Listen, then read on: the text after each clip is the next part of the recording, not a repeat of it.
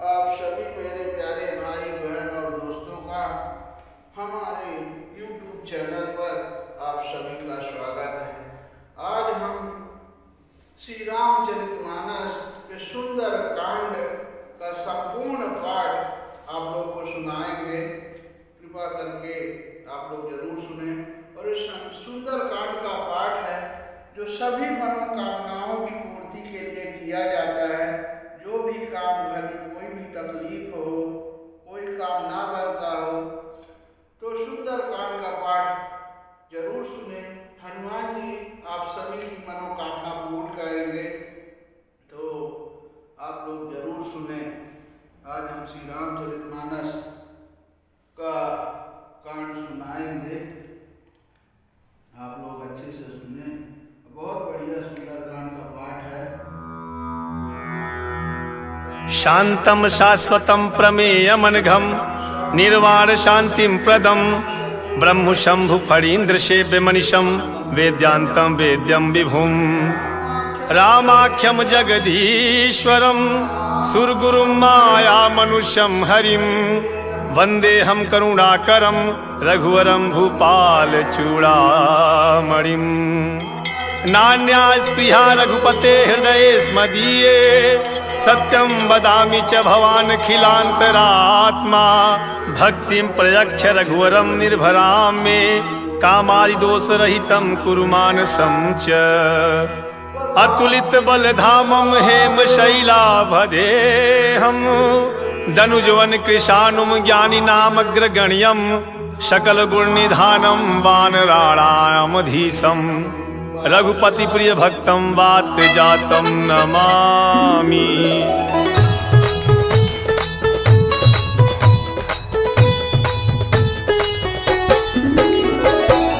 जामवंत के वचन सुहाए सुनि हनुमंत हृदय अति भाए तब लगी मोहि परखहु तुम भाई सही दुख कंद मूल फल खाई जब लगी आवहु सीत ही देखी होई है काजू मोहि हर कवि सेखी यह कही नाई सबनि कहूँ माथा चले हरस ही अधरी रघुनाथा सिंधु तीर एक भूधर सुंदर कौतुक कूदि चढ़ऊ ताऊ पर बार बार रघुबीर संभारी तरक्यऊ पवन तनय बल भारी जहि गिरि चरण देई हनुमंता चले सोगा पाताल तुरंता जिमिया मोघ रघुपति करबाना एहि भांति चलऊ हनुमाना जल निधि रघुपति दूत बिचारी तय मैनाक होहि समहारी हनुमान कही परसा कर पुनि कीन प्रणाम राम काज कीन्हे बिनु मोहि कहाँ विश्राम मोहि कहाँ विश्राम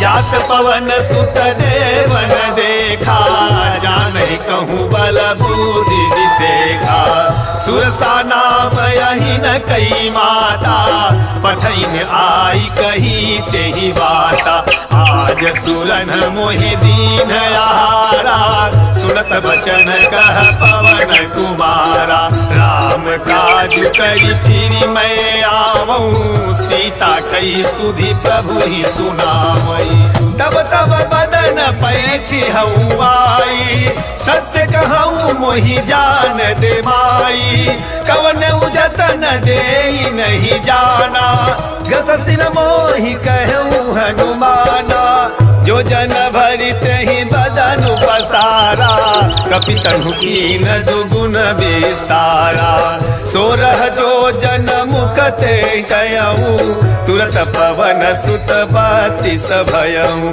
जस जस सुरसा बदनु बढ़ावा दासु दून कपि रूप दिखावा सत जो जन तेहि आनन कीना अति लघु रूप पवन सुत लीना बदन पैठी पुनि बाहिर आवा मागा विदाता ही सिरुनावा मोहि सुरन जहि लागी पठावा बुद्धि बल मरमु तोर मैं पावा राम काज कार्य सब करी हूँ तुम बल बुद्धि निधान। आशीष दे गई सो हर्ष चले हनुमान, हर्ष चले हनुमान। निशिचर एक सिंधु महरही, करी माया न भूके खग गई। जीव जंतु जे गगन उड़ाई, जल बिलोक तिनके पर छाई। गहई छाह सक सोन उड़ाई, एहि विधि सदा गगन चर खाई। सोई छल हनुमान कह कीन्हा, तासु कपटु कपि तुरत ही चीन्हा। ताहि मारी मारुत सुत बीरा, बारधि पार गयऊ मति धीरा। कहाँ जाई देखी वन शोभा, गुंजत चंचरीक मधुलोभा। नाना तरु फल फूल सुहाए, खग मृग बंद देखी मन भाए। शैल विशाल देखिए के आगे, तापर धाई चढ़ऊ भय त्यागे। उमान कछु कपि के अधिकाई, प्रभु प्रताप जो काल ही खाई। गिरि पर चढ़ी लंका ही देखी, कहीं न जाई अति दुर्ग विशेषी। अति उतंग जल निधि चहुपासा, कनक कोट कर परम प्रकाशा। कनक कोट विचित्र मणिकृत सुंदरायतना, घना चौहट्ट बट्ट सुबत्थ वीथि। चार पुर बहुविधि बना, गजबाजी खच्चर निकर पदचर। रथ बरूथ निकोगन बहुरूप निश्चर जूथ। अति बल सेन वर्णत नहीं बन, बन बाग उपवन बाटिका सरकूप बापी सोहई। नर नाग सुर गंधर्व कन्या रूप मुनि मन मोहई। कहुमाल देह विशाल शैल समान, अति बल कर जही। नाना अखारिन भिरहि बहुविधि एक एकन तर जही। करि जतन भटकोटिन विकट तन नगर, चहुटिसी रक्षहि। कहु मही समान सुधेनु कर, अज खल निशाचर भक्षहि। एहि लागी तुलसीदास इनकी कथा कछु एक है कही। रघुवीर सर तीरथ शरीरन त्यागी, गति पहई सही। पुर रखवारे देखी बहु, कपि मन कीन्ह विचार। अति लघु रूप धरऊ निसी, नगर करऊ पैसार, नगर करऊ पैसार। मसक समान रूप कपि धरी, लंकहि चले सुमिरि नरहरि। नाम लंकिनी एक निशिचरी, सो कह चले सिमोहि निंदरी। जान ही नहीं मरम सठ मोरा, मोर आहार जहाँ लगी चोरा। मुठि का एक महाकपिहनी, रुधिर बमत धरनी छनमनी। पुनि संहारी उठी सोलंका, जोरी पानी कर विनय सशंका। जब रावण ही ब्रह्म वर दीन्हा, चलत बिरंचि कहा मोहि चीन्हा। विकल हो सितय कपि के मारे, तब जाने सुनि सिचर संघारे। तात मोर अति पुण्य बहुता, देखूं नयन राम कर दूता। तात स्वर्ग अपवर्ग सुख, धरई तुलाई गयंग। तुलन ताहि सकल मिली, जो सुख लव सतसंग, जो सुख लव सतसंग। प्रविश नगर की जय सब काजा, हृदय राखी कौशलपुर राजा। गरल सुधारी पुकरहि मिताई, गोपद सिंधु अनल शीतलाई। गरुड़ सुमेर रेणु समताही, राम कृपा करि चितवा जाहि। अति लघु रूप धरऊ हनुमाना, पैठा नगर सुमिरि भगवाना। मंदिर मंदिर प्रति गरि शोधा, देखे जहत अगणित जोधा। गयऊ दसानन मंदिर माही, अति विचित्र कहीं जात सुनाही। शयन किए देखा कपि तेहि, मंदिर महु न दीखी बई देहि। भवन एक पुनि दीख सुहावा, हरि मंदिर तह दीन बनावा। रामायुध अंकित गृह, शोभा बरन न जाई। नव तुलसी का वृंदतः, देखी हरस कपिराई, देखी हरस कपिराई। लंका निशिचर निकर निवासा, यहाँ कहा सज्जन कर वासा। मन महु तरक करई कपिलागा, तेहि समय विभीषण जागा। राम राम तेहि सुमिरन कीन्हा, हृदय हरस कपि सज्जन चीन्हा। एहि सन हठि करी हऊ पहिचानी, साधु ते होई न कारज हानि। विप्र रूप धरि बचन सुनाए, सुनत विभीषण उठित आए। करि प्रणाम पूछी कुशलाई, विप्र कहऊ निज कथा बुझाई। कि तुम हरिदासन मह कोई, मोरे हृदय प्रीति अति होई। कि तुम्हारा मुदीन अनुरागी, आयहु मोहि करन बड़ भागी। तब हनुमंत कही सब राम कथा निज नाम, सुनत जुगल तन पुलक मन, मगन सुमिर गुणग्राम, मगन सुमिर गुणग्राम। सुनहु पवन सुत रानी हमारी, जिमि दस नन्हि महु जीव बिचारी। तात कबहु मोहि जानी अनाथा, करिहई कृपा भानुकुल नाथा। तामस तनु कछु साधन नाही, प्रीति न पद सरोज मन माही। अब मोहि भरोस हनुमंता, बिनु हरि कृपा मिलहि नहीं संता। जो रघुवीर अनुग्रह कीन्हा, तो तुम मोहि दरसु हठि दीन्हा। सुनहु विभीषण प्रभु कई रीति, करहि सदा सेवक पर प्रीति। कहूँ पवन मैं परम कुलीना, कपि चंचल सबहि विधिहीना। प्रात ले जो नाम हमारा, तहि दिन ताहि न मिलै आहारा। असमय अधम सखा सुनु मोहु पर रघुवीर, कीन्ही कृपा सुमिरि गुण भरे बिलोचन नीर, भरे बिलोचन नीर। जानत हूँ अस स्वामी बिसारी, फिरहि ते काहे न होहि दुखारी। एहि विधि कहत राम गुण ग्रामा, पावाय निर्वाच विश्रामा। पुनि सब कथा विभीषण कही, जहि विधि जनक सुता तह रही। तब हनुमंत कहा सुनु भ्राता, देखी चहु जानकी माता। जुगुति विभीषण सकल सुनाई, चले पवन सुत विदा कराई। करि सोई रूप गयऊ पुनीत हवा, बनय शोक सीता रह जहवा। देखी मनहि महु कीन प्रणामा, बैठहि बीति जात निस जामा। कृष्ण तनु शीस जटायक बेनी, जपति हृदय रघुपति गुण श्रेणी। निज पद नयन दिए मन, राम पद कमल लीन। परम दुखी भा पवन सुत, देखी जानकी दीन, देखी जानकी दीन। तरु पल्लव महुरा लुकाई, करई विचार करो का भाई। तही अवसर रावनु तह आवा, संग नारी बहु किए बनावा। बहु विधि खलसी तही समुझावा, सामदान भय भेद दिखावा। कह रावनु सुनु सुमुखी सयानी, मंदोदरी आदि सब रानी। तब अनुचरी करऊ पन मोरा, एक बार बिलोकु मम ओरा।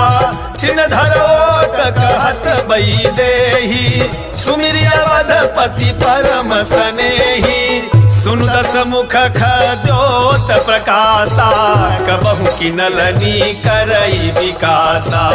असमन समुझू कहती जानकी, खल सुधि नहीं रघुवीर बान की। सठ सूने हरियान ही मोही, अधम नीलज लाज नहीं तोही। आप सुनि खद्योत सम राम ही भानु समान, परुष वचन सुनि काढ़ियसी, बोला यदि खिसियान, बोला यदि खिसियान।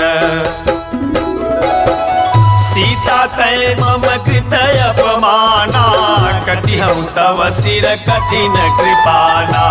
नाही त सपदि मानु मम बानी, समुखी होती न त जीवन हानि। श्याम सरोज दाम सम सुंदर, प्रभु भुज करी कर सम दस कंधर।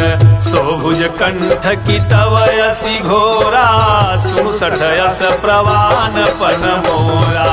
चंद्रहास हरु मम परितापम, रघुपति विरह नल संजातम।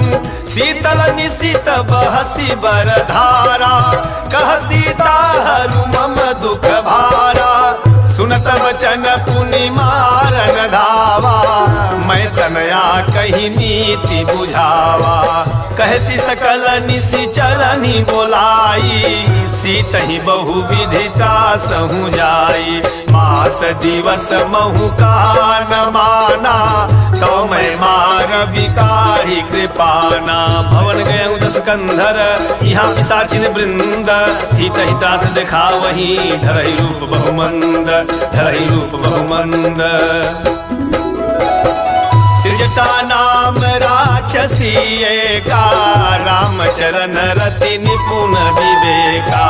सब नौ बोली सुनायसी सपना, सीतहि से करहु हित अपना। सपने बानर लंका जारी, जातु धान सेना सब मारी। खर आरूढ़ नगर 10 सीसा, मुंडित सिर खंडित भुज बीसा।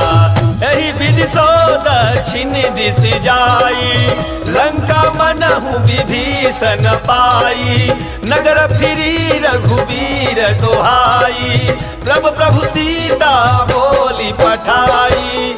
यह सपना मैं कहूँ पुकारी, होई है सत्य गए दिन चारी। तासु वचन सुनिते सब डरी, जनक सुता के चरण परी। जत गई सकल तब सीता कर स्मरण सोच, मास दिवस बीते मोही मारहि निश्चर पोच, मारहि निश्चर पोच। त्रिजटासन बोली कर जोरी, मातु विपति संगिनी तय मोरी। तजौ देह करु बेगी उपाई, दुसह बिरहु अब नहीं सही जाई। आनि काठ रच चिता बनाई, मातु अनल पुनि देहि लगाई। सत्य करहि मम प्रीति सयानी, सुनै को श्रवण सूल समबानी। सुनत वचन पद गही समुझायसी, प्रभु प्रताप बल सुजसु सुनायसी। निसिन नल मिली सुनु सुकुमारी, अस कहि सो निज भवन सिधारी। कह सीता विधि भा प्रतिकूला, मिलहि न पावक मिटहि न सूला। देखियत प्रगट गगन अंगारा, यवनि नयावत एक तारा। पावक मय शशि स्रवत नयागी, मानहु मोहि जानि हत भागी। सुनहि विनय मम बिटपय शोका, सत्य नाम करु हरु मम शोका। नूतन किसलय अनल समाना, देहि अगिन जनि करहि निदाना। देखि परम बिरहा कुल सीता, सोचन कपि कलप समबीता। कवि कर हृदय विचार, दीन मुद्रिका डारी तब जन्म शोक अंगार। दीन हरसि उठ कर गहेउ, दीन हरसि उठ कर गहेउ।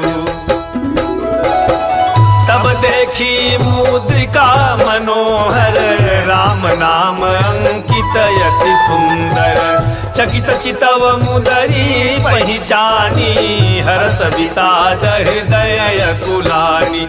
जीति को सकय अजय रघुराई, माया ते असी रचि नहीं जाई। सीता मन विचार कर नाना, मधुर बचन बोलऊ हनुमाना। रामचंद्र गुण बर नहीं लागा, सुनतहि सीता कर दुख भागा। लागी सुनय श्रवण मन लाई, आदि हुते सब कथा सुनाई, श्रवणामृत जही कथा सुहाई, कही सो प्रगट होती की न भाई। तब हनुमंत निकट चली गयऊ, फिर बैठे मन विस्मय भयऊ। राम दूत मैं मातु जान की, सत्य शपथ करुणा निधान की।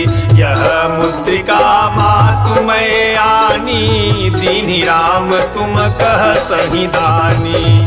नरवा नरहि संग कहूँ कैसे, कही कथा भई संगति जैसे। कवि के बचन स प्रेम सुनी, उपजा मन विश्वास। जाना मन क्रम बचन है, कृपा सिंधु कर दास, कृपा सिंधु कर दास। हरिजन जान प्रीति अति गाढ़ी, सजल नयन पुलकावली बाढ़ी। बूढ़त बिरह जलधि हनुमाना, भयहु तात मोह कहूँ जल जाना। अब कहूँ कुशल जाऊं बलिहारी, अनुज सहित सुख भवन खरारी। कोमल चित कृपाल रघुराई, कपि कही हेतु धरी निठुराई। सहज बानी सेवक सुखदायक, कबहु कसुरति करत रघुनायक।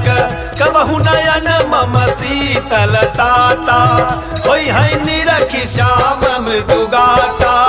बचनु नयाव नयन भरे बारी, नाथ हऊ निपट बिसारी।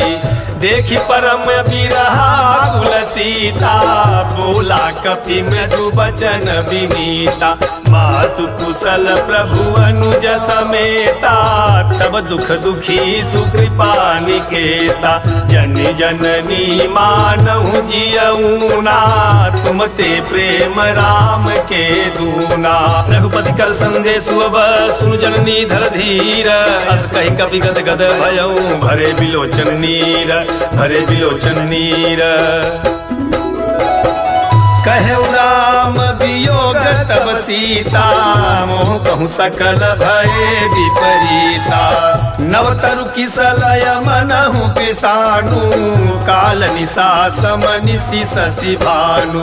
कुबलय विपिन कुंत बन सरिसा, बारिद तपत तेल जनु बरिसा। जे हित रहे करत तई पीरा, उरग श्वास समत विध समीरा। कहे हुते कछु दुख घटी होई, काहि कहूँ यह जानन कोई। तत्व प्रेम कर मम यरु तोरा, जानत प्रिया एक मनु मोरा। सो मनु सदा रहत तोहि पाही, जानु प्रीत रसुएत नहीं माही। प्रभु संदेश सुनत भई देही, मगन प्रेम तन सुधि नहीं तेहि। कह कपि हृदय धीर धरु माता, सुमिरु राम सेवक सुखदाता। पुरया नहु रघुपति प्रभुताई, सुनि मम बचन तजऊ कदराई। निश्चर निकर पतंग सम रघुपति बाण किसानु, जननी हृदय धीर धरु धरे निशाचर जानु, जरे निशाचर जानु।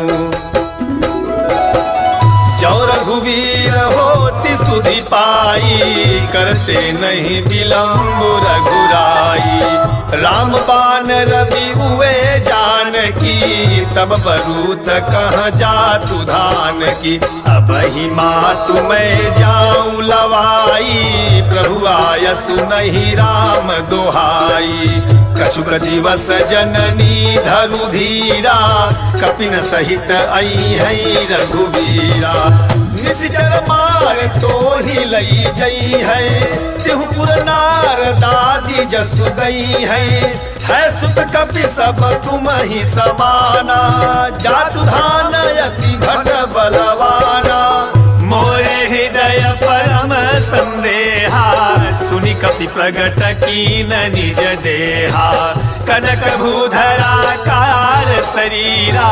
समर भयंकर अति बलवीरा, सीता मन भरोस तब भयऊ। मुनि लघु रूप पवन सुत लयऊ। सुन माता शाखा मृग नहीं बल बुद्धि विशाल, प्रभु प्रताप ते गौ नहीं खाई परम लघु ब्याल, खाई परम लघु ब्याल। मन संतोष सुनत कपिबानी, भगति प्रताप तेज बलसानी। आशीष दीन्हि राम प्रिय जाना, होहु तात बलशील निधाना। अजर अमर गुण निधि सुत होहु, करहु बहुत रघुनायक छोहु। करहु कृपा प्रभु अस सुनि काना, निर्भर प्रेम मगन हनुमाना। बार बार नायसी पद सीसा, बोला बचन जोर कर कीसा। अब कृतकृत्य भयऊ मैं माता, आशीष तव अमोघ विख्याता। सुनहु मात मुहि अतिशय भूखा, लागी देखी सुंदर फल रूखा। सुन सुत करहि विपिन रखवारी, परम सुभट रजनी चर भारी। तिन कर भय माता मोहि नाही, जो तुम सुख मानऊ मन माही। देखी बुद्धि बल निपुण कपि, कहूँ जानकी जाहू। रघुपति चरण हृदय धरी, तात मधुर फल खाहू, तात मधुर फल खाहू। चले उनाई सिरु पैठऊ बागा, फल खाए सितरु तो रही लागा। रहे तहाँ बहु भट रखवारे, कछु मारे से कछु जाई पुकारे। नाथ एक आवा कपि भारी, यही अशोक वाटिका उजारी। खाए से फल अरु बिटप पारे, रक्षक मर्दी मर्दी महिदारे। सुनि रावण पठये भट नाना, तिनहि देखी गरजऊ हनुमाना। सब रजनी चर कपि संघारे, गए पुकारत कछु अध मारे। पुनि पठयऊ तेहि यछ कुमारा, चला संग लई सुभट अपारा। आवत देखी बिटप गही तर जा, ताहि निपाति महाधुनि गर जा। कछु मारे कछु मरदेसी, कछु मिलय सिधर धूर। कछु पुनि जाई पुकारे, प्रभु मरकट बल भूरी, प्रभु मरकट बल भूरी। सुनि सुत बधलंके सरिसाना, पठैस मेघनाद बलवाना। मारस जन सुत बांधे सुताही, देखिए कपि कहा कर आही। चला इंद्रजित अतुलित जोधा, बंधु निधन सुनि उपजा क्रोधा। कपि देखा दारुण भट आवा, कटकटाई गर जाय रुधावा। अति विशाल तरुए उपारा, बिरथ कीन लंकेश कुमारा। रहे महाभटता के संगा, गही गही कपि मर दई निज अंगा। तिनहि निपाति ताहि सन बाजा, फिरे जुगल मानहु गजराजा। मुठिका मारी चढ़ा तरु जाई, ताहि एक क्षण मूर्छा आई।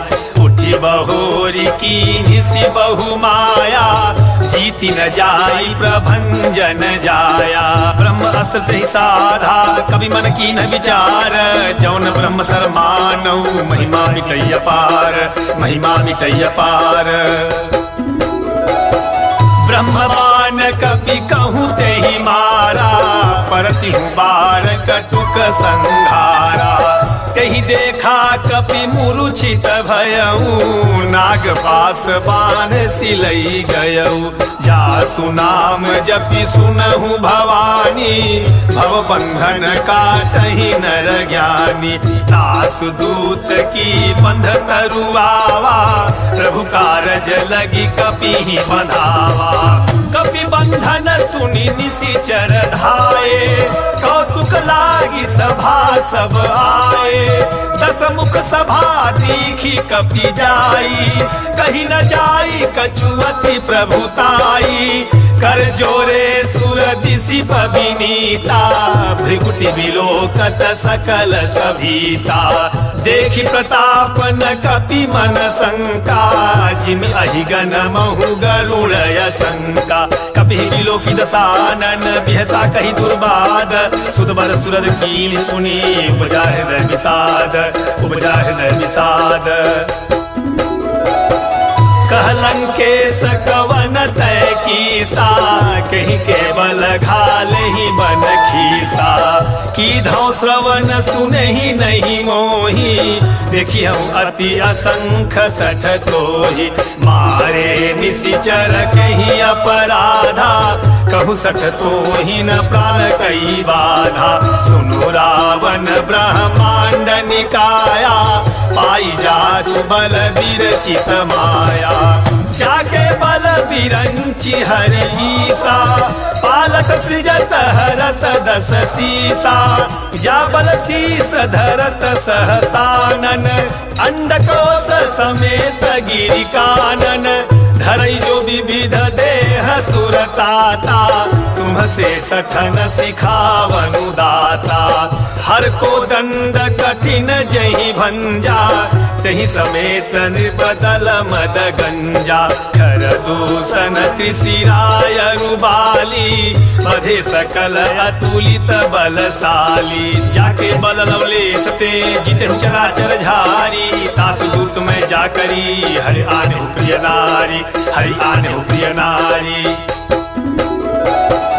जानहु मैं तुम्हारी प्रभुताई सहस बाहु सन परी लराई समर बाली सन करी जसु पावा सुनि कपि बचन बिहसी बिहरावा खायऊ फल प्रभु लागी भूखा कपि सुभाऊ ते तोरे हूँ रूखा सबके देह परम प्रिय स्वामी मारहि मोहि कुमार गामी जिन्ह मोहि मारा ते मैं मारे तहि पर बांधे तनय तुम्हारे मोहि न कछु बांधे कैलाजा कीन्ह चहु निज प्रभु कर काजा विनती करऊँ जोरी कर रावण सुनहु मानत जी मोर सिखावन देखहु तुम निज कुलहि विचारी भ्रमत जी भजहु भगत भयहारी जाके डर अति काल डेराई जो सुर असुर चराचर खाई तासो भय रुक बहु नहीं की जय मोरे कहे जान की दी जय शरण पाल रघुनायक करुणा सिंधु खरारी गए शरण प्रभु राजी है तव अपराध विसारी तव अपराध विसारी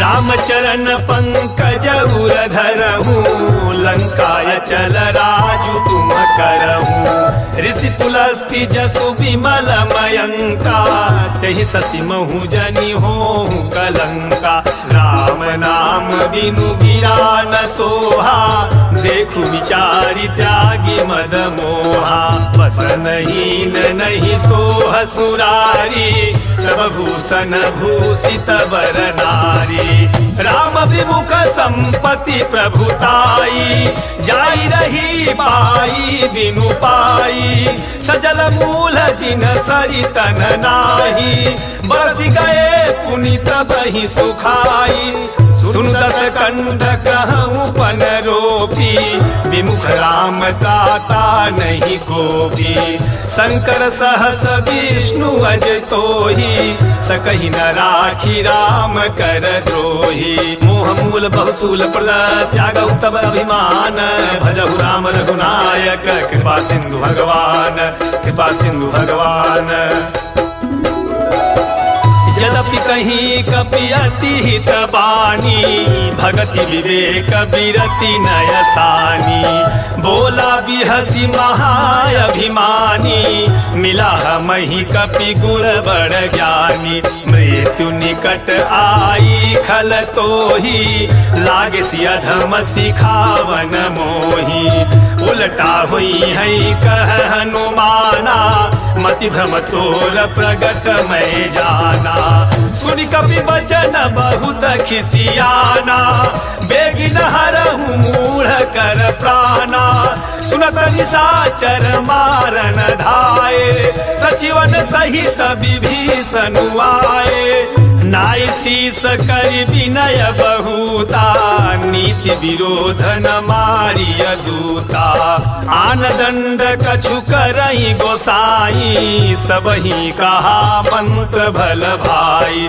सुनत बिहसी बोला दस कंधर, अंग भंग करि पठैया बंदर। तब के ममता पूछ पर सबहि कहूँ समुझाई, तेल बोरी पट बांधि पुनि पावक देहु लगाई, पावक देहु लगाई। पूछहीन बानर तह जाई, तब सठ निज नाथ ही लई आई। जिनकै कीन्हि बहुत बड़ाई, देखऊँ मैं तिनकै प्रभुताई। वचन सुनत कपि मन मुसुकाना, भई सहाय सारद मैं जाना। जातु धान सुनि रावण बचना, लागे रचय मूढ़ सोई रचना।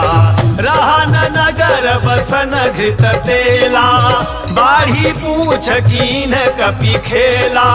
कौतुक कह आए पुरवासी, मारहि चरण करहि बहुहासी।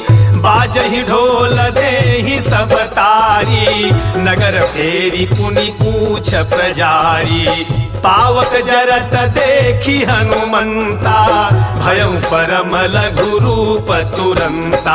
नीबू की चढ़ऊ कपि कनक अटारी, भई सभीत निशाचर नारी। हरि प्रेरित ही अवसर चले मरुत 49, अट्टहास करि गरजा कभी बढ़ी लागे आकाश, कभी बढ़ी लागे आकाश। देह विशाल परम हलुआई, मंदिर ते मंदिर चढ़ाई। जरई नगर भालोग बिहाला, झपट लपट बहु कोटि कराला। तात मातुहा सुनिय पुकारा, यही अवसर को हम ही उबारा। हम जो कहा कपि नहीं होई, बानर रूप धरे सुर कोई। साधु अवज्ञा कर फलु ऐसा, जरई नगर अनाथ कर जैसा। जारा नगर निमिष एक माही, एक विभीषण कर गृह नाही। ताकर दूत नल जहि सिरिजा, जरा न सोते ही कारण गिरिजा। उलट पलटी लंका सब जारी, कूदी परा पुनि सिंधु मजारी। पूछ बुझाई खोई श्रम धरि लघु रूप बहोरी, जनक सुता के आगे ठाड़ भयउ कर जोरी, ठाड़ भयउ कर जोरी। मातु मोहि दीजे कछु चीन्हा, जैसे रघुनायक मोहि दीन्हा। चूड़ा मणि उतारी तब दयऊ, हर्ष समेत पवन सुत लयऊ। कहु तात समोर प्रणामा, सब प्रकार प्रभु पूरन कामा।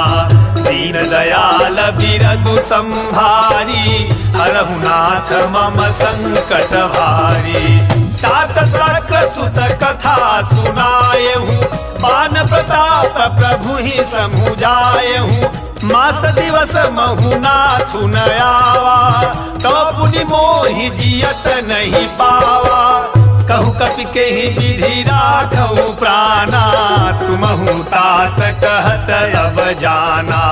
तो ही देखी शीतली भई छाती, पुनि मोह कहूँ सोई दिनु सो राती। जनक सुतहि समुझाई करी बहुविधि धीरज दीन, चरण कमल सिरुनाई कपि गवनु राम पहि कीन्ह, गवनु राम पहि कीन्ह।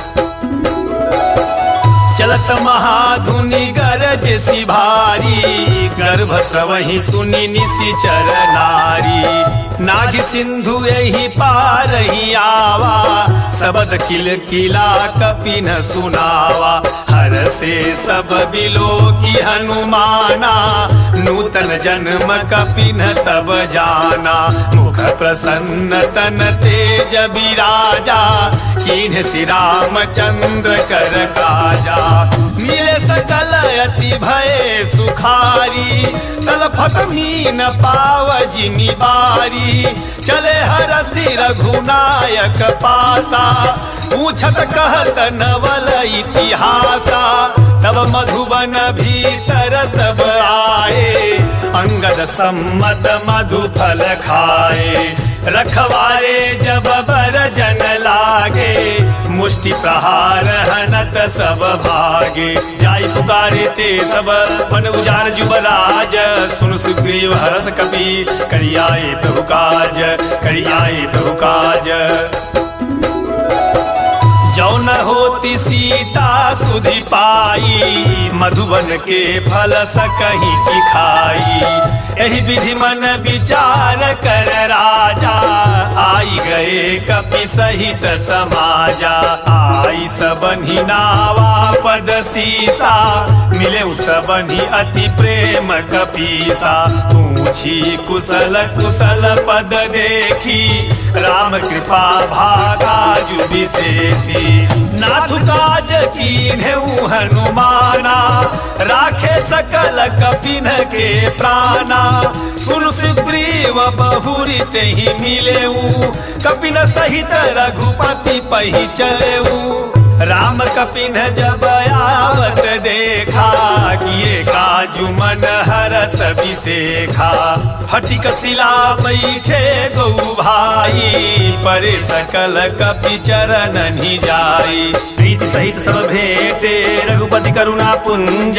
पूछी कुशल नाथ अब, कुशल देखि पद कंज, कुशल देखि पद कंज। जामवंत कह सुनु रघुराया, जा पर नाथ करहु तुम दाया।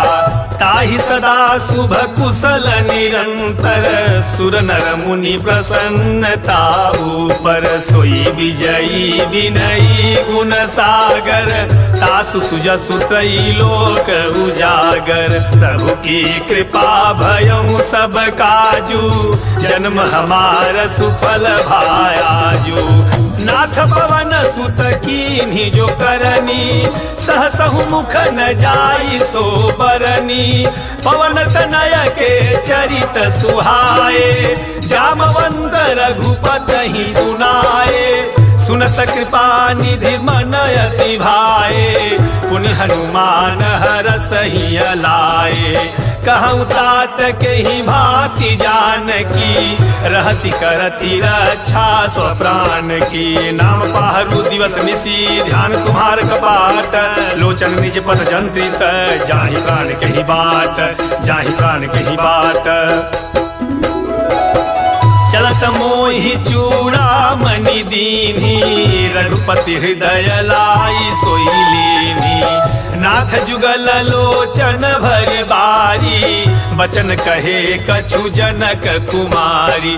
अनुज समेत गहु प्रभु चरना, दीन बंधु प्रणतारति हरना। मन क्रम बचन चरण अनुरागी, कहीं अपराध नाथ हूँ त्यागी। अवगुण एक मोर मैं माना, बिछुरत प्राण न कीन्ह पयाना। नाथ सो नयन को अपराधा, निसरत प्राण करई हठि बाधा। बिरह अगिन तनु तूल समीरा, श्वास जरई छन माही शरीरा। नैन स्रवहि जलु निज हित लागी, जरई न पाव देह बिरहागी। सीता कई अति विपति विशाला, बिनहि कहे भली दीन दयाला।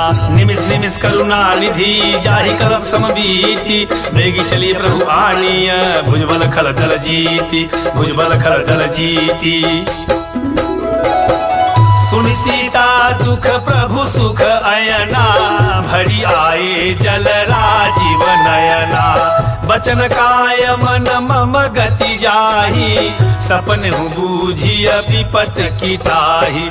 कह हनुमंत विपति प्रभु सोई, जब तब सुमिरन भजन न होई। केतिक बात प्रभु जातु धान की, पुहि जीति आन बीजान की। सुन कवि तो ही समान उपकारी, नहीं कहूँ सुर नर मुनि तनुधारी। प्रति उपकार करऊँ का तोरा, सन्मुख होई न सकत मन मोरा। सुन सुत तो ही उरी न मैं नाही, देखूं करी विचार मन माही। पुनि पुनि कपि चितव सुरताता, लोचन नीर पुलक अति गाता। सुन प्रभु वचन बिलो की मुख, गात हरसि हनुमंत। चरण परे प्रेमाकुल, त्राहि त्राहि भगवंत, त्राहि त्राहि भगवंत।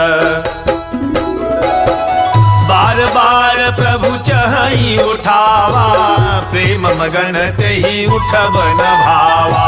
प्रभु कर पंकज कपि के सीसा, सुमिरि सुदशा मगन गौरीसा। सावधान मन करि पुनि शंकर, लागे कहन कथायति सुंदर। कपि उठाई प्रभु हृदय लगावा, कर गई परम निकट बैठावा।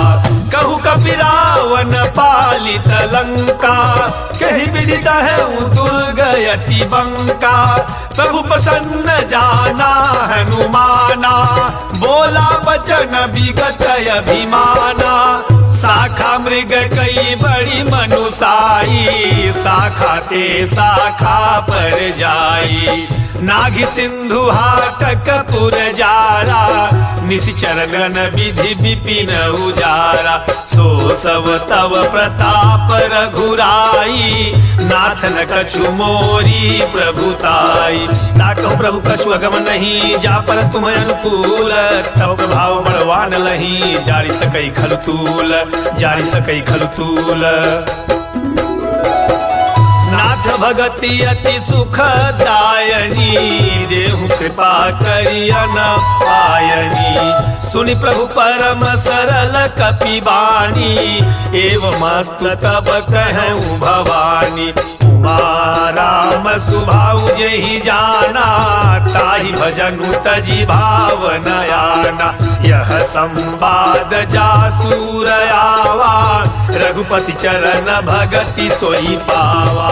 सुनि प्रभु वचन कहहि कपि वृंदा, जय जय जय कृपाल सुख कंदा।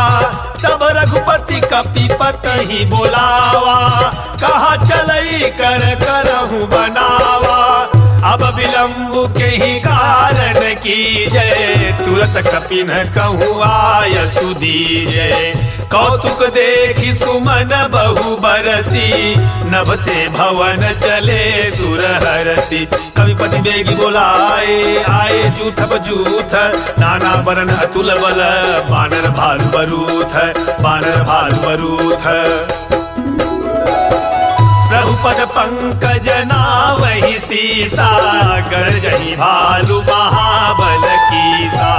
देखी राम सकल कपि सेना, चितई कृपा करि राजीव नयना।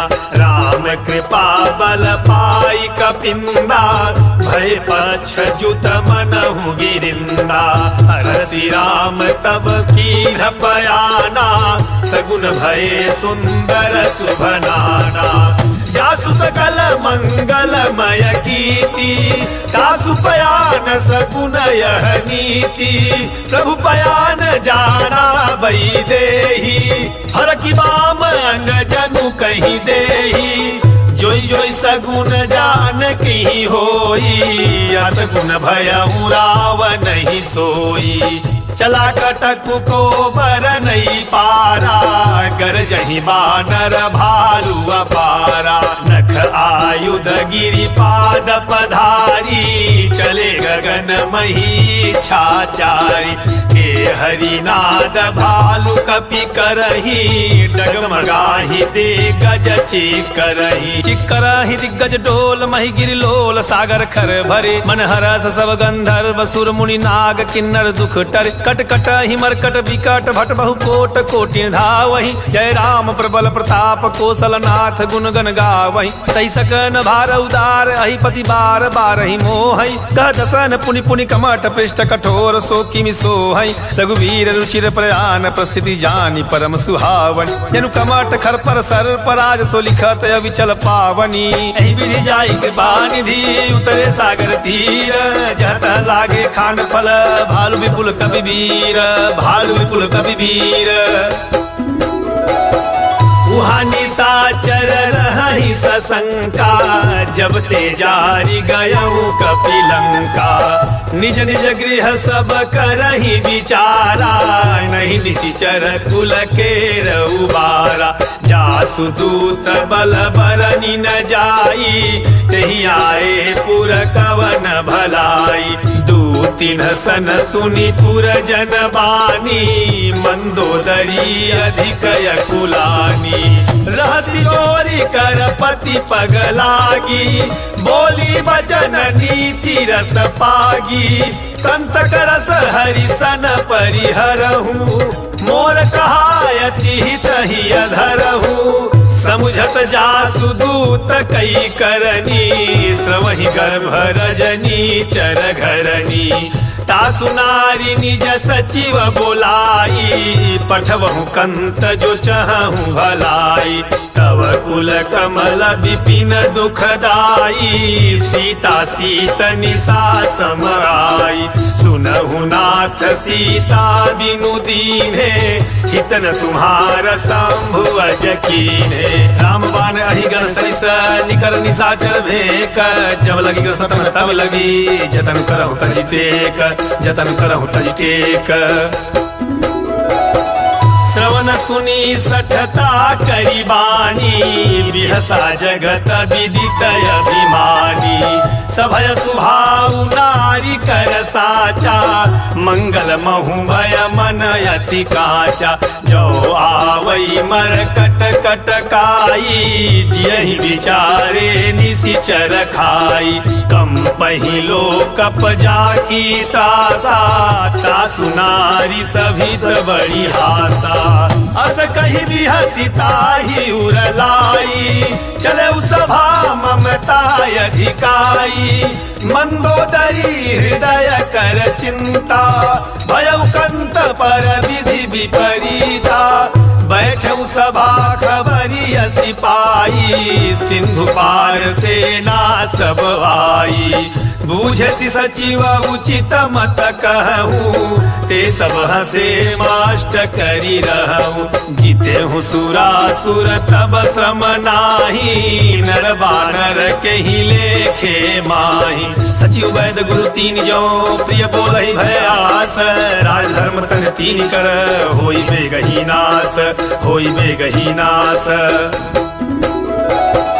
सोई रावण कहूँ बनी सहाई स्तुति करई सुनाई सुनाई अवसर जानी विभीषण आवा भ्राता चरण शीशु तेहि नावा पुनि सिरुनाई बैठ निज आसन बोला वचन पाई अनुशासन जो कृपाल पूछिहूँ मोहि बाता मति अनुरूप कहूँ हित ताता जो अपन चाहई कल्याणा सुजसु सुमति सुभगति सुख नाना सो पर नारी लीलार गोसाई तजौ चौथी के चंद की नाई 14 भुवन एक पति होई भूत द्रोह दिष्ट ही नहीं सोई गुण सागर नागर नर जो अल्प लोभ भल कहीं न को काम क्रोध मद लोभ सब नाथ न रखे पंथ सब परिहर रघुवीर ही भजहु भजहि जय संत भजहु भजहि जय संत तात राम नहीं नर भूपाला भुवने महेश्वर कालहु कर काला। ब्रह्म अनामय अज भगवंता, व्यापक अजित अनादि अनंता। गो द्विज धेनु देव हितकारी, कृपा सिंधु मानुष तनुधारी। जन रंजन भंजन खल व्राता, वेद धर्म रक्षक सुनु भ्राता। ताहि बयरु तजी नाय माथा, प्रणतारति भंजन रघुनाथा। देहुनाथ प्रभु कहूँ बई देहि, भजहु राम बिनु हेतु सनेहि। शरण गए प्रभु ताहु न त्यागा, विश्वद्रोह कृत अघजहि लागा। जासु नाम त्रयतापन सावन, सोई प्रभु प्रगट समुझ जिय रावण। बार बार पद लागऊं विनय करऊं दस शीस, परिहरि मान मोह मद भजऊ कौशलाधीश। मुनि पुलस्त निज शिष्य सन, कही पठई यह बात। तुरत सो मैं प्रभु सन कहीं, पाई सु अवसर तात, पाई सु अवसर तात। मालवंत अति सचिव सयाना, तासु वचन सुन अति सुख माना। तात अनुज तव नीति विभूषण, सोर धरहु जो कहत विभीषण। त्रिपुत कर सकहत सठ दोऊ, दूरी न करहु यहाँ है कोई। माल्यवंत गृह गयहु बहोरी, कहि विभीषण पुनि कर जोरी। सुमति कुमति सबके उर रही, नाथ पुराण निगम यस कही। जहाँ सुमति तहाँ संपत्ति नाना, जहाँ कुमति तहाँ विपत निदाना। तब उर कुमति बसी विपरीता, हित नहित मानहु ऋतु प्रीता। काल राति निशिचर कुल केरी, तेहि सीता पर प्रीति घनेरी। तात चरण गहि मागऊं, राखऊं मोर दुलार। सीता देहूं राम कहूं, अहित न होई तुम्हार, अहित न होई तुम्हार। बुध पुराण श्रुति सम्मत वाणी, कही विभीषण नीति बखानी। सुनत दसानन उठारी साई, खल तुहि निकट मृत्यु अब आई। जियसी सदा सठ मोर जियावा, रिपु कर पक्ष मूढ़ तोहि भावा। कहसी न खलयस को जग माही, भुजबल जाहि जिता मैं नाही। मम पुर बसी तपसी न पर प्रीति, सठ मिलु जाइति नहीं कहूँ नीति। अस कही कीन्हे सी चरण प्रहारा, अनुज गहे पद बारहि बारा। उमा संत कई है बड़ाई, मंद करत जो करई भलाई। तुम पितु सरिस भले ही मोहि मारा, राम भजे हितनाथ तुम्हारा। सचिव संग लई नभ पथ गयऊ, सबहि सुनाई कहत यस भयऊ। राम सत्य संकल्प प्रभु सभा काल बस तोरी। मैं रघुवीर शरण अब जाहु देहु जनि खोरी, जाहु देहु जनि खोरी। अस कही चला विभीषण जबहि, आयुहीन भये सब तबहि। साधु अवज्ञा तुरत भवानी, कर कल्याण अखिल कई हानि। रावण जबहि विभीषण त्यागा, भयउ विभव बिनु तबहि अभागा। चलेउ हरषि रघुनायक पाहि, करत मनोरथ बहु मन माहि। देखी हूँ जाई चरण जल जाता, अरुण मृदुल सेवक सुख दाता। जे पद परसि तरी ऋषि नारी, दंडक कानन पावनकारी। जे पद जनक सुता उरलाए, कपट कुरंग संग धर धाये। हरउर सर सरोज पद जेई, अहो भाग्य मैं देखी हूँ ते।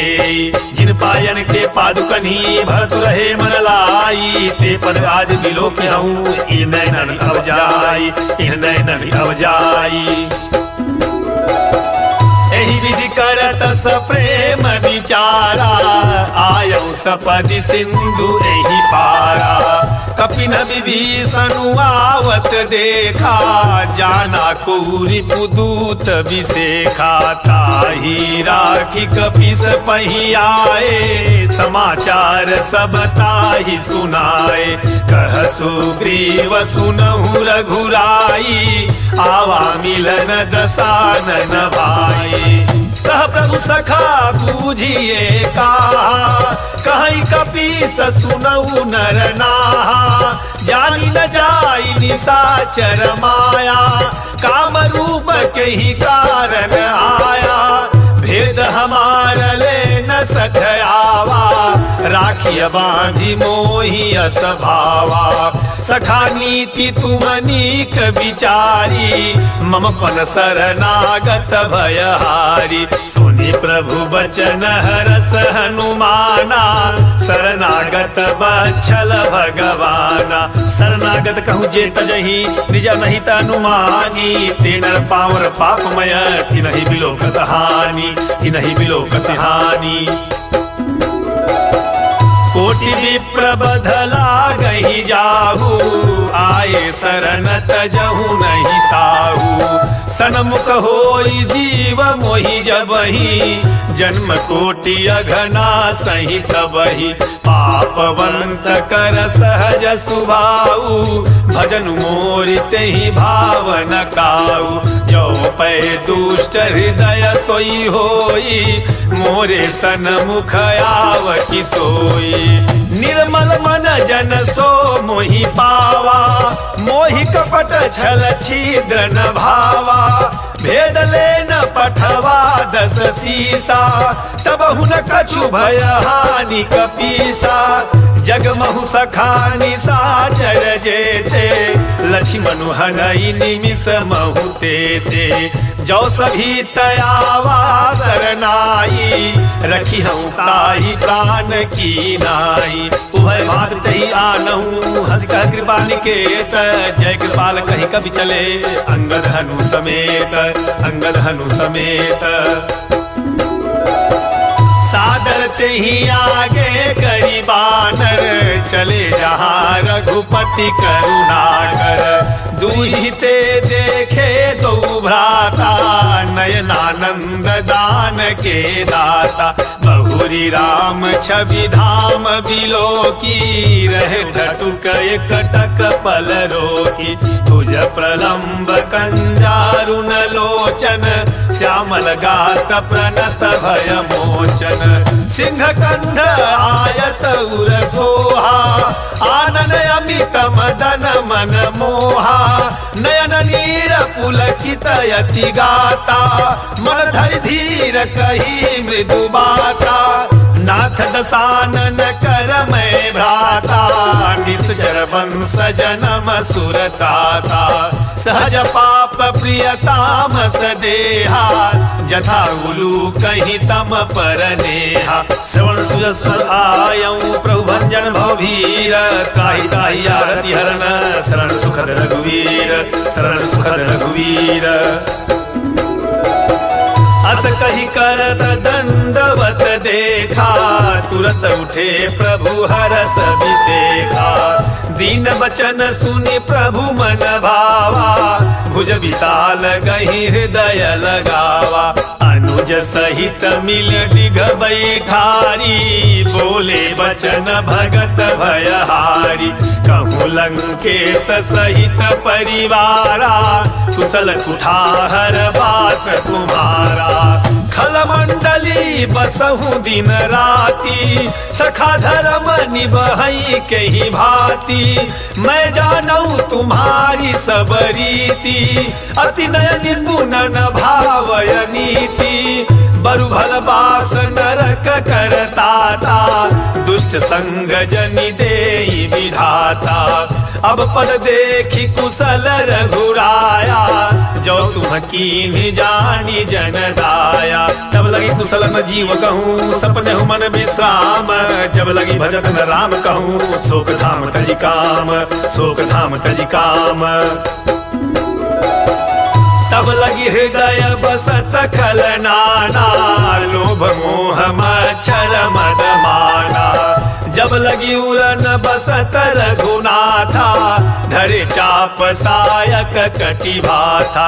ममता तरुण तमी अंधियारी, राग देश उलूक सुखकारी। तब लगी बसति जीव मन माही, जब लगी प्रभु प्रताप रवि नाही। अब मैं कुशल मिटे भय भारे, देखी राम पद कमल तुम्हारे।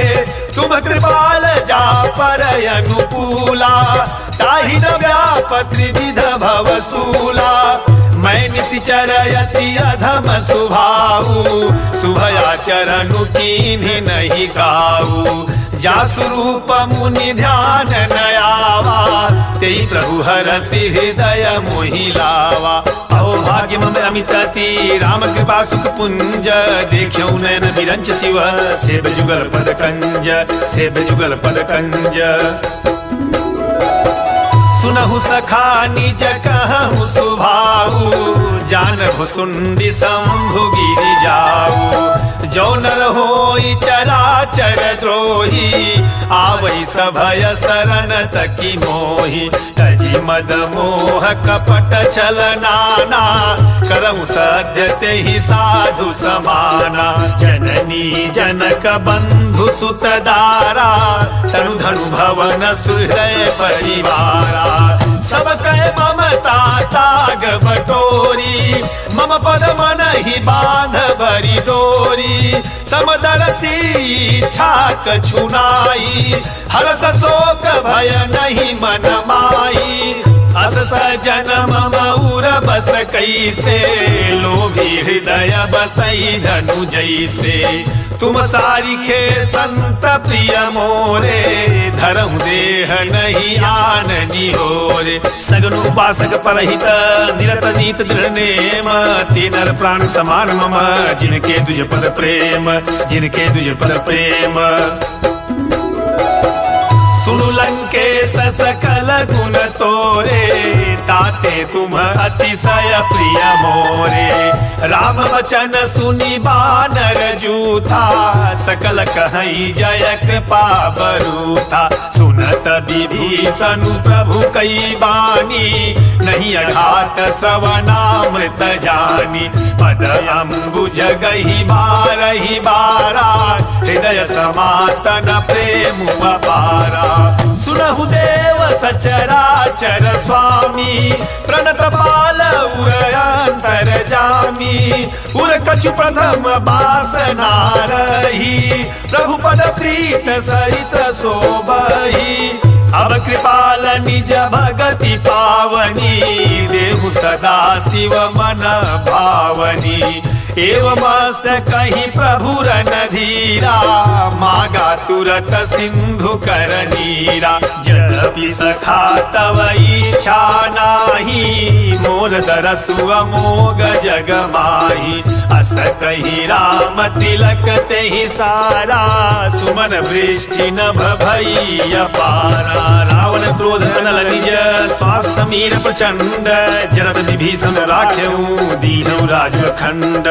जो संपत्ति शिव रावण ही, दीन दिए दस माथ। सोई संपदा विभीषण ही, सकुच दीन रघुनाथ, सकुच दीन रघुनाथ। अस प्रभु छाड़ी भजहि जे आना, ते नर पशु बिनु पूछ बिसाना।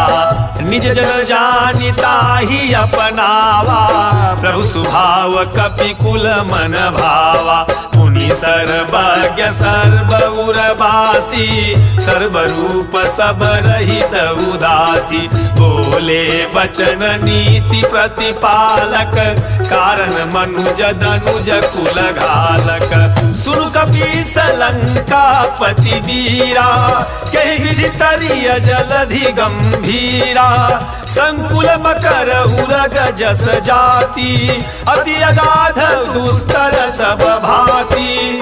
कहलंकेश सुनहु रघुनायक, कोटि सिंधु शोषक तब सायक।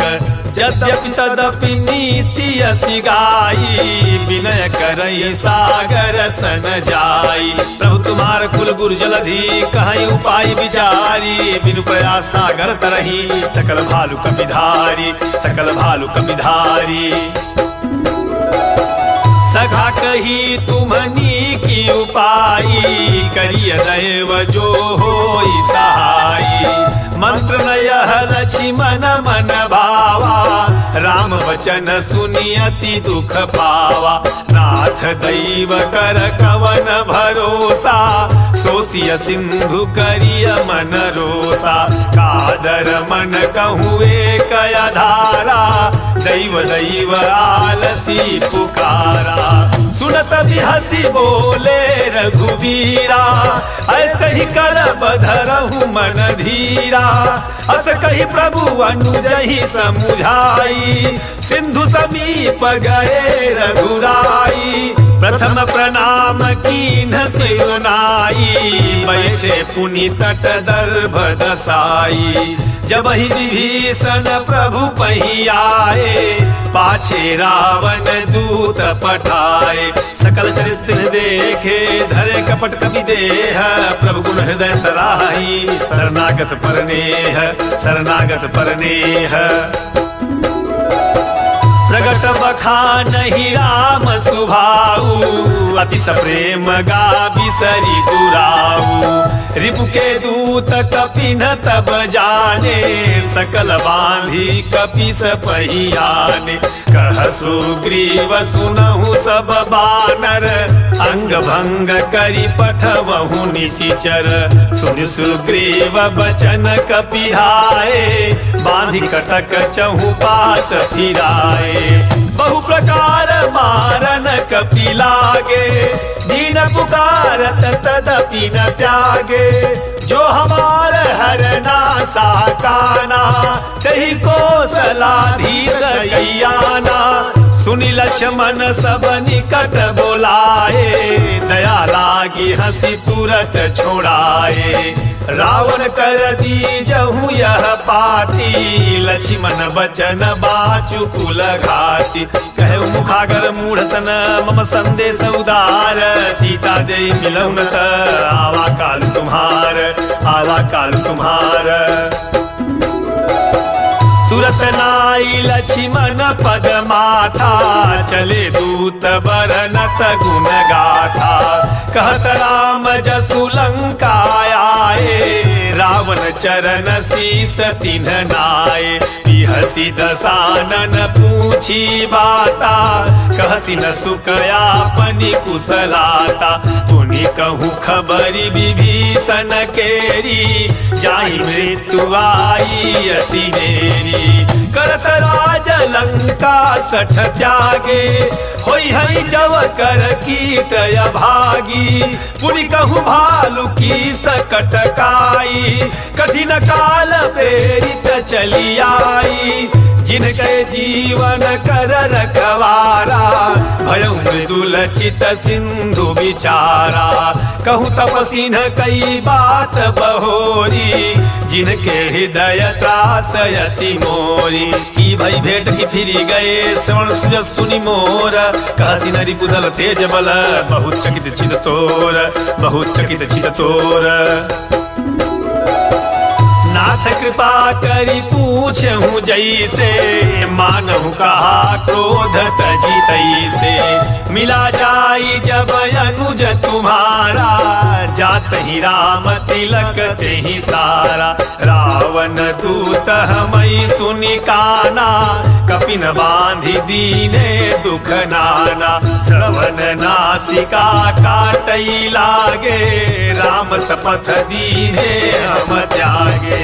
पूछहु नाथ राम कटकाई, बदन कोटि सत बरनि न जाई। नाना बरन भालु कपिधारी, विकटानन विशाल भयकारी। जही पुर दहे उहते सुत तोरा सकल कपिन महते ही बलु थोरा अमित नाम भट कठिन कराला अमित नाग बल विपुल विशाला द्विविध मयंद नील नल अंगद गद विकटासी नरि मुखे हरि निसठ सठ जामवंत बलरासी जामवंत बलरासी एक सब सुग्रीव समाना इन सब कोटिन गणई को नाना राम कृपाय तुलित बल तिन्हि तिन समान त्रैलोक ही गणहि असमय सुना श्रवण दस कंधर पदुम 18 जूथ पबंदर नाथ कटक महसो कपिनाही जो न तुमहि जीतै रन माही परम क्रोध जही सब हाथा आय सुपै न देहि रघुनाथा सो सही सिंधु सहित जस व्याला पुरहि न भरी कुधर विशाला मर्दी गर्द मिल वही 10 सीसा ऐसे ही बचन कहीं सब कीसा गरजहि तर जई सहज असंका मानहु गसन चहत ही लंका सहज सूर कवि भालु सब पुन सिर पर प्रभु राम रावण काल कोटि कहूँ जीत सकहि संग्राम जीत सकहि संग्राम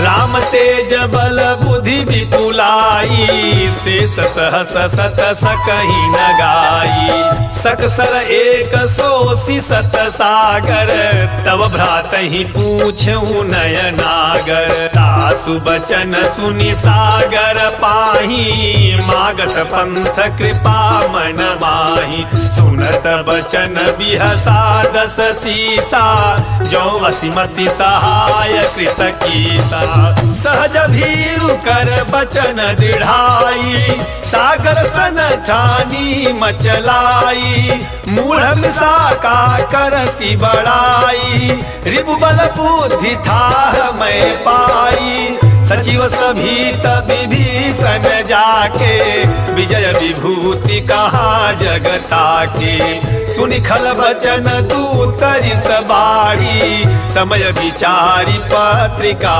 काढ़ी रामानुज दीनी यह पाती नाथ बचाई जुड़ावहु छाती बिहसी बाम करलीनी रावण सचिव बोली 60 लाग बचावन बातन मनई निझाई 60 जनि घाल सिकुल खीस राम विरोधन उबरसी शरण विष्णु अजईस की तजिमान अनुज इव पदुप्रद पंकज भृंग होई की राम सरानल खलकुल सहित पतंग खलकुल सहित पतंग सुनत सभय मन मुख मुसुकाई कहत दसानन सबहि सुनाई भूमि पराकर गहत आकाशा लघु तापस कर बाग बिलासा कह सुकनाथ सत्य सब बानी समुझहु छाणी प्रकृति अभिमानी सुनहु बचन मम परिहरि क्रोधा नाथ राम सन तजहु विरोधा अति कोमल रघुवीर सुभाऊ यद्यपि अखिल लोक कर राऊ मिलत कृपा तुम पर प्रभु करी उदय अपराध नये कऊ धरी जनक सुता रघुनाथ ही दीजे इतना कहा मोर प्रभु की जय जब तही कहा देन बई देही चरण प्रहार कीन 60 तेहि नाई चरण सिरु चला सुतहा कृपा सिंधु रघुनायक जहाँ करी प्रणाम निज कथा सुनाई राम कृपा आपनी गति पाई ऋषि अगस्त की साप भवानी राक्षस भय रहा मुनि ज्ञानी बंदी राम पद बारही बारा मुनि निज आश्रम कहूँ पगुधारा विनय न मानत जलद जड़ गए 3 दिन बीत बोले राम सकोप तब भय बिनु होई न प्रीत भय बिनु होई न प्रीत लक्ष्मण बाण सरासन आनु, सो बारिध बिसिख कृषाणु। सठ सन विनय कुटिल सन प्रीति, सहज कृपन सन सुंदर नीति। ममतारत सन ज्ञान कहानी, अति लोभी सन विरति बखानी। क्रोधी समकामी हरि कथा, ऊसर बीज बए फल जथा। अस कही रघुपति चाप चढ़ावा, यह मत लक्ष्मण के मन भावा। संधान्यउ प्रभु बिसिख कराला, उठ उदधि उर अंतर ज्वाला। मकर उरग झस गनय कुलाने, जरत जंतु जल निधि जब जाने। कनक थार भरी मणि गण नाना, विप्र रूप आयऊ तजी माना। काटहि पै कदरी फरई, कोटि जतन सोसीच। विनय न मान खगेश सुनु, डाटहि पै नव नीच, डाटहि पै नव नीच। सभय सिंधु गहि पद प्रभु के रे, क्षमहु नाथ सब अवगुण मेरे। गगन समीर अनल जल धरनी, इनकई नाथ सहज जड़ करनी। तव प्रेरित माया उपजाए, सृष्टि हेतु सब ग्रंथ निगाए। प्रभु आय सुजहि कह जस अहई, सोत ही भांति रहे सुख लहई। प्रभु भल कीन मोहि सिख दीन्ही, मर्यादा पुनि तुम्हारी कीन्ही। ढोल गवार सूत पशु नारी, सकल ताड़ना के अधिकारी। प्रभु प्रताप में जाप सुखाई, उतरहि कटुक न मोरी बड़ाई। प्रभु अज्ञा पेल श्रुति गाई, करौ सो बेगी जो तुम्हि सोहाई। सुनत विनीत बचन अति, कह कृपाल मुस्काई। जहि विधि उतरय कवि कटुक, तात सो कहूँ पाई, तात सो कहूँ पाई। नाथ नील नल कपि दो भाई, लड़िकाई ऋषियाशीष पाई। तिनके परस किए गिरि भारे, तरिहई जलधि प्रताप तुम्हारे। मैं पुनि उर धरि प्रभु प्रभुताई, करिहऊँ बल अनुमान सहाई। एहि विधि नाथ पयोधि बंधाई, जहि यह सुजसु लोक तिहु गाई। एहि सर मम उत्तर तटवासी, हतहु नाथ खल नर अघरासी। सुनि कृपाल सागर मन पीरा, तुरतहि हरि राम रणधीरा। देखि राम बल पौरुष भारी, हरसि पयो निधि भयउ सुखारी। सकल चरित कहीं प्रभु ही सुनावा, चरण बंदी पाथो दिसि भावा। निज भवन गौने सिंधु श्री रघुपति, यह मत भाय यह चरित कलिमल हर जथा मदिदास तुलसी गायम। सुख भवन संशय समन तवन विषाद, रघुपति गुण गणातरि सकल आस भरोस। गावई सुनहि संतत सठ मना, सकल सुमंगल दायक रघुनायक गुणगान। सादर सुनहि ते तरहि भव, सिंधु बिना जल जान, सिंधु बिना जल जान। पवन सुत हनुमान की जय, पवन सुत हनुमान की जय, हनुमान जी महाराज की जय हो।